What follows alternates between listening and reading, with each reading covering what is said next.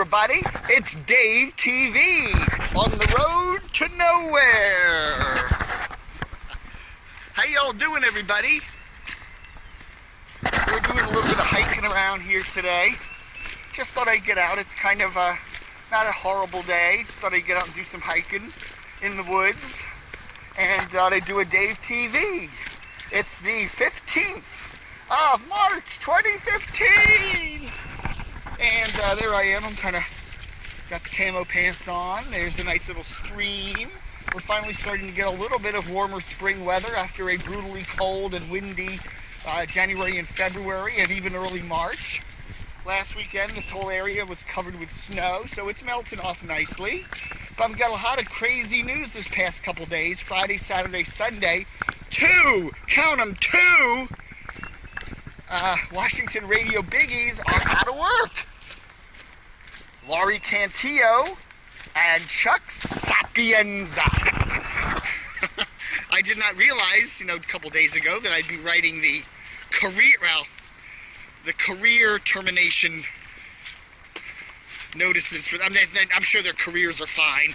The radio business, anybody in the radio business gets fired gazillions of times and you just bounce on to something else. That's very common in the radio business. So I'm sure Laurie and Chuck will end up somewhere else pretty soon, very shortly. No career-ending moves for them, obviously, but at least this particular career for them, yeah, things are kind of coming to a close. So that's kind of interesting. The more surprising one, I guess, is Laurie Cantillo. She was the program director, Chico, for WTOP. Now, WTOP is top-rated. They're gangbusters. They got all the ads. They're heavy in the ad revenue, the whole shebang. And everybody's wondering what's up with her getting gone. Now we wonder with Laurie, you always wonder, did she jump or was she pushed?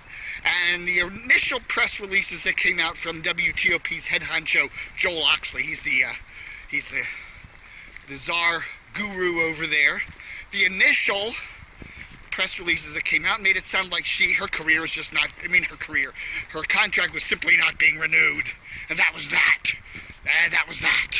And then later he came out with a press release, or not a press release, a staff memo, which said something like, it was a mutual decision, So what is it? I don't know.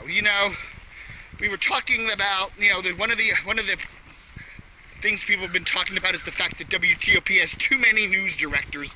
There's like 2 or 3 people in the newsroom who kind of have that director kind of position about them, and who's the real news director, and have the news directors been kind of at odds with each other. It seems like, there's different people at different times of the day who are the news director. She's the program director, and they're actually looking for a news director. They have a ad out for one, so there's some sort of management turmoil going on there. But the other thing I'm wondering, it's been a brutal year 2014 was a brutal year for the radio biz. You wonder about WTOP's revenues. Are they still up there where they were the last couple years? I don't know. We don't... will we get to see it's funny because I'm doing this thing on the 15th, and probably somewhere in mid-May the numbers are going to come out for the revenues for 2014. Is TOP still going to be the top revenue biller in the whole country, or are their revenues down a bit? I wouldn't be surprised if they're down a bit. It's just the nature of the business. You've got a lot of belt tightening here in Washington. A lot of defense contractors probably, one of the reasons why WTOP is a top revenue biller for all these years is primarily because of the federal government market. And all those defense contractors and advocacy groups want to spend a ton of money to reach the movers and shakers in Washington. And TOP's sitting right there as one of the most important stations in that market. So that's one reason why they're up there. So anyway, who knows? That's, but that would certainly be a reason if all of a sudden TOP's revenues were down 10% from where they were last year. She would be the fall girl. I don't know. But other than that, you're wondering, why is she leaving? She seemed to be well liked. A lot of her changes were good for the station. She's kind of made it sound more like a youthful station. The ratings have been good. They've been strong. They've, you know, we've had all this snow and yucky weather in January and February, and TOP has been right up there at the top of the ratings heap. So you kind of wonder. I don't know. You know, you never know, the personalities and stuff like that. Who knows? So that's one of the surprising things. Then the other big news today was Chuck Sapienza getting canned over there at WTEM. Dan Snyder owned, Red Zebra owned. You know, Dan Snyder, the Redskins owner, owns Red Zebra, which owns WTEM, which is ESPN 980, which is a sports talker. Now, the thing about the ESPN 980 is that they're in a brutal battle with CBS sports talker WJFK 106.7. And one of the weaknesses that WTEM has always had is their mornings. You know, WJFK has the sports junkies. They're live and they're local, and they get great ratings. And there's certainly a benefit to the station. Meanwhile, WTEM has piped in the Mike and Mike show, syndicated on ESPN radio. Now, that's part of their contract for being an ESPN affiliate. The problem is Mike and Mike don't generate the ratings anywhere near the ratings that are generated by the sports junkies. So, you know, even though WTEM gets very good ratings the rest of the day, their middays, Tony Kornheiser, their sport, you know, the Tom Lavero thingy-ding in the middle of the day, even their afternoon show, the Zabin stuff, that all gets pretty good ratings. Chris Cooley, but their mornings still are their weak spot. So the problem is they need to do something live and local with the morning. So one of the ideas that was brought up was, let's have Jason Reed, who's a former Washington Post reporter, and we'll pair him with Chris Paul, who is a longtime DC you know, person. Both of them are African American, and we'll have kind of an African American centered morning show. You know, now the problem, and what I've heard from a lot of people over the years, is how how the sports talk radio biz, you know, is kind of in a heavily black market like Washington, doesn't have a, you know, share of African Americans in terms of the sports talkers. You know, a lot of white guys. You have, you know, Chad Dukes, and you have Tony Kornheiser, and you have the Four Junkies, and you have, you know, the Granny. What's a...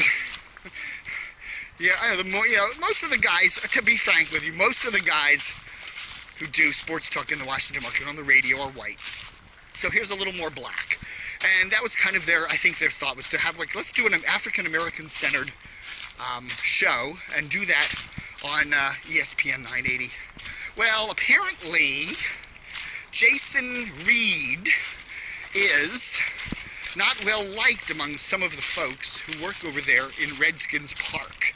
Apparently he's upset some folks over the years, and who hasn't? Who hasn't covered the Redskins over the years? I don't know where I'm wandering. Who hasn't covered the Redskins and gotten, gotten Redskins management upset? So anyhow, somebody apparently, could it be Bruce Allen? Could it be, who knows? Somebody over there in Redskins management doesn't like Jason Reed. And apparently this whole deal at the last minute to have Jason Reed and Chris Paul do this show called The Man Cave has fallen through. So anyway, that's the situation. And looks like Chuck Sapienza, who is the guy who kind of engineered the deal, has been given the boot as well. But I don't know. You know, it sounds like a good idea to me. It sounds like a really good idea. You know, with Mike and Mike then would move over to 570, and then Andy Pollin would find something else to do. I like Andy Pollin. I think he's good. But, you know, this whole deal just didn't seem to work out.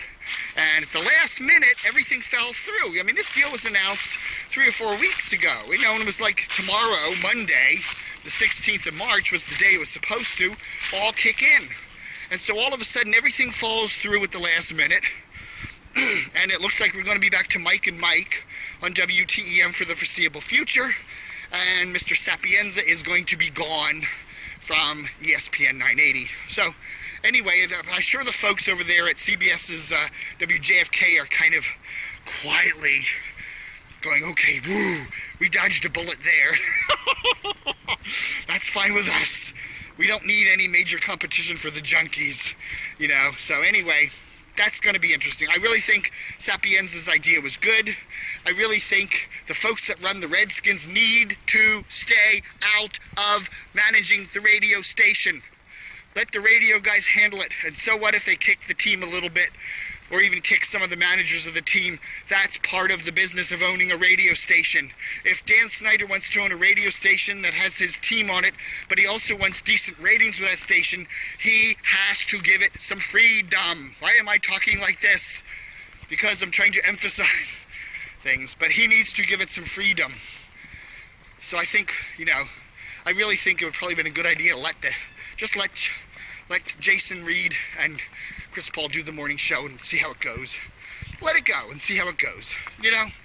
That's what it is. Other than that, Dan should just sell the station to Cumulus and let Cumulus run it. But anyhow, Laurie Cantillo, Chuck Sapienza, on the road to other things, hopefully bigger and better in the radio business. Who knows?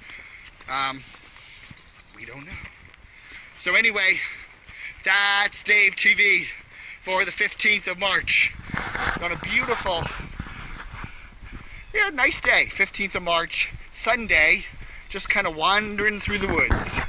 Aloha, everybody.